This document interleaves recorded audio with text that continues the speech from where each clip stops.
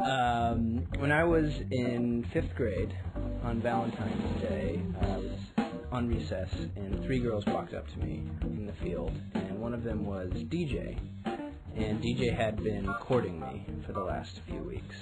She presented me with a chocolate heart, and it was a big chocolate heart. It was probably the size of a fist, like an adult fist. It was very big, and it wasn't hollow. It was solid all the way through. It was wrapped in red foil, and on the top, in pink lettering, it said, "Will you be my Valentine?" And so I looked at them, and she was kind of shyly looking away, and her 2 friends were staring right at me, just grinning ear to ear. And I looked back down at the chocolate, and I don't know why, but I ripped open the foil and proceeded to shove the entire thing into my mouth.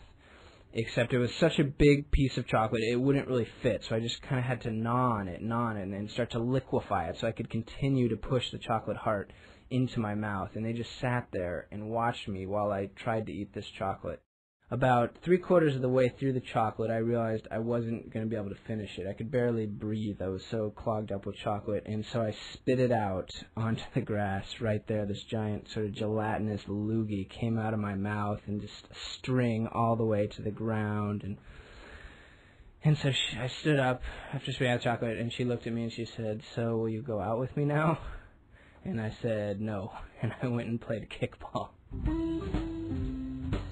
So that night, my mom at dinner, as she always did, said, "What happened at school today, honey?" And I told her that a girl had given me a chocolate heart and asked me if I would be her boyfriend. She said, "Oh, that's so cute. What did you say?" So I told her no. And my mom said, "Well, that means you have to give the chocolate back. That's how that works." And I said, "I can't." And she said, "Why not?" I said, "I ate it." I said, "What do you mean? When did you eat it?" I said, right after she gave it to me. So my mom said, let me get this straight. She gave you the chocolate, you immediately ate it, and then you told her you wouldn't date her? Yeah, that was pretty much how it went, I said. And so she said she made me promise that I would apologize the next day. So because I thought I knew everything, I figured I'll solve this. Instead of apologizing, I'll just go out with DJ. That will fix everything. So I asked her out, by which I mean I told my friends to tell her friends to tell DJ that I'd go out with her. So we were going out. And so the next day I went to school, and so I kind of had that nervous feeling to see DJ.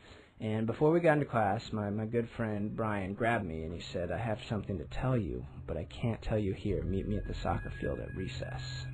So at recess I walked out there with him, and we made sure we was alone. He said, "I just talked to Michelle last night, and she told me DJ at a sleepover party stuck a tube of chapstick in her vagina." And I didn't quite know what a vagina was, but I knew that was not good. And a story like that has to be true. So I immediately decided I have to break up with DJ. So I told her we couldn't go out anymore. By which I mean I told my friends to tell her friends to tell her we weren't going out anymore.